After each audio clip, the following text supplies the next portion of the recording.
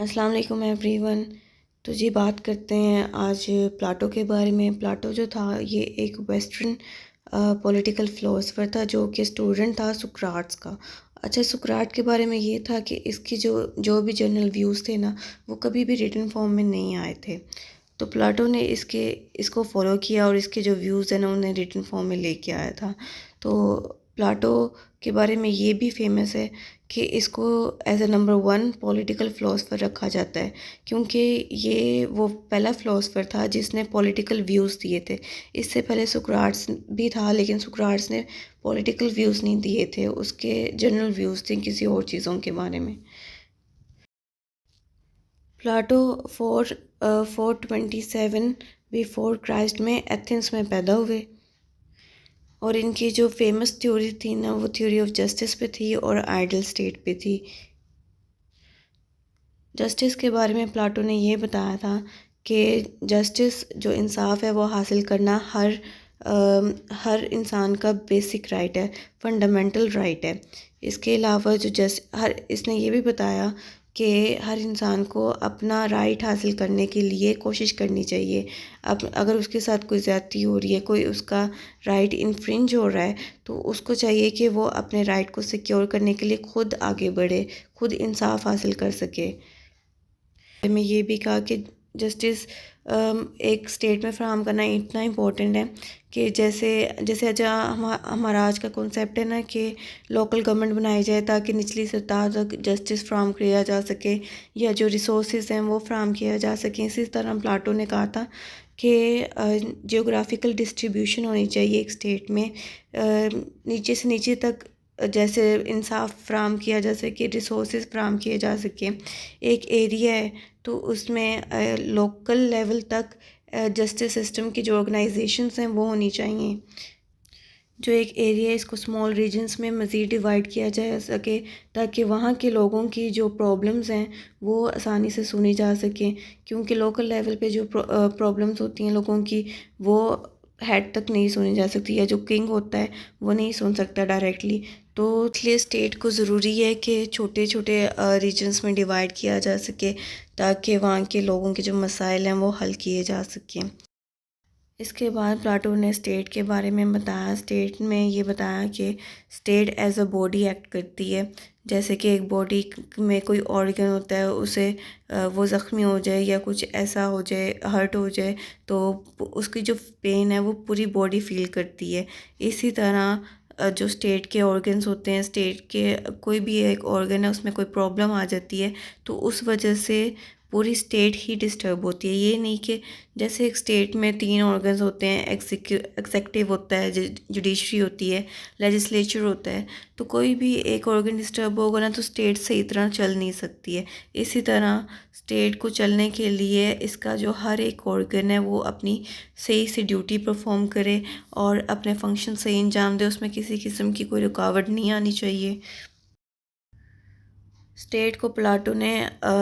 اس طرح ڈیوائڈ کیا کہ سب سے پہلے اسٹیٹ میں پلاٹو نے فلاسفرز رکھی، اس کے بعد ملٹری رکھی، اس کے بعد 3rd نمبر پہ لیبر کلاس رکھی۔ پلاٹو نے فلاسفرز کو اتنی اہمیت دی کہ اس کے مطابق جو ایک فلاسفر کو نا اسٹیٹ کا کنگ ہونا چاہیے، اس کے بعد military and then labour class. تو اس کے پلاٹو کے اکارڈنگ جو فلاسفر ہے نا اس کو بہت زیادہ علم ہوتا ہے، اس کو ہر چیز پہ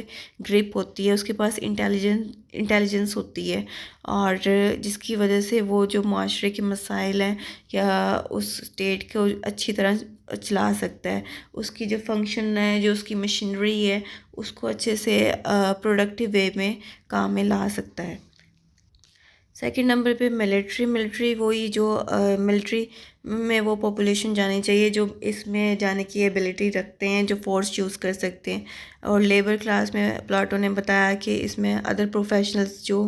ہوتے ہیں وہ لیبر کلاس میں جائیں گے۔ اور اس کے علاوہ پلاٹو نے یہ بتایا کہ یہ جو 3 کلاسز ہیں یا 3 ڈویژن آف دا اسٹیٹس ہیں نا، یہ ایک دوسرے کے کام میں مداخلت نہیں کریں گے، ہر کسی کی اپنی اپنی ڈیوٹیز ہیں، اور یہ جو ڈیوٹیز ہیں یا اس میں جو ان کلاسز میں جو پاپولیشن گئی ہے وہ اپنی اپنی ایبلٹی کی وجہ سے گئی ہے۔ لیبر کلاس کی جو پاپولیشن ہے وہ ایبلٹی نہیں رکھتی کہ وہ فلاسفر بن سکے یا وہ کنگ کی طرح ایکٹ کر سکے، تو ان کو نہیں چاہیے کہ وہ اپنے ایک دوسرے کے کاموں میں مداخلت کریں۔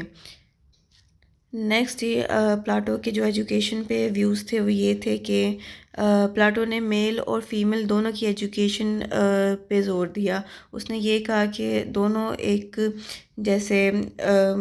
دونوں ایک اسٹیٹ کو رن کرنے کے لیے ضروری ہیں، کیونکہ ان میں سے ایک بھی اگر کوئی بھی ایکٹیو پارٹ نہیں کرے گا تو اسٹیٹ ایک مکمل طریقے سے نہیں چل سکے گی۔ تو ایک آئیڈیل اسٹیٹ کو چلانے کے لیے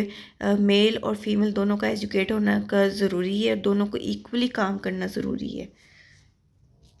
بات کریں ایلیمنٹری ایجوکیشن کی، جو کہ 6 سال تک کے بچے کو دی جانی چاہیے، اور پلاٹو کے اکارڈنگ اس ایلیمنٹری ایجوکیشن میں بچے کو سٹوری سنانی چاہیے بس، اور اس کے بعد 6 سے 18 سال کے بچے کو ایڈوانس ایجوکیشن دینی چاہیے، اور یہ ایڈوانس ایجوکیشن ان بچوں کو دی جائے گی جو اسکریننگ ٹیسٹ پاس کریں گے ایلیمنٹری ایجوکیشن کے بعد۔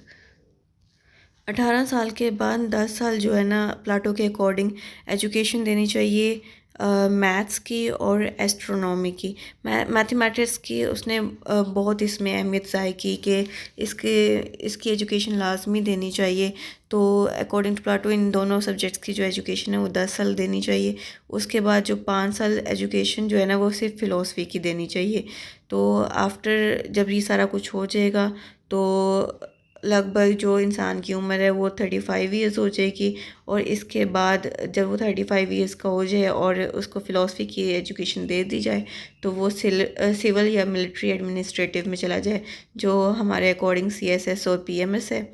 تو یہ پلاٹو کے اکارڈنگ یہ جب 35 سال کا ہو انسان تو تب وہ ان سروسز میں جائے، اور جب وہ 50 سال کا ہو جائے تو پھر وہ اسے کنگ کا رینک دے دیا جائے۔ وہ قابل ہو جاتا ہے کہ وہ ایک اسٹیٹ کے کنگ کی طرح وہ ایکٹ کر سکتا ہے۔ تو یہ جو ایجوکیشنل ویوز تھے نا پلاٹو کے، یہ تھوڑا اسٹرکٹ ویوز تھے اور ایک لانگ پروسیس تھا۔ بات کریں پلاٹو کی آئیڈل اسٹیٹ کے بارے میں، تو اس میں یہی ساری باتیں تھیں جو میں آپ کو پہلے بتا چکی ہوں کہ جسٹس فراہم کرنا چاہیے، ڈویژن آف اسٹیٹ کیسی ہونی چاہیے، ایجوکیشن پہ زور دینا چاہیے، اور ایک دوسرے کے جو ادارے ہیں وہ ایک دوسرے میں انٹرفیئر نہ کریں، اور جو کنگ ہے اس کی ساری رسپیکٹ کرتے ہوں۔ اس طرح کی ساری باتیں ایک آئیڈل اسٹیٹ کے بارے میں پلاٹو نے بتائی ہیں۔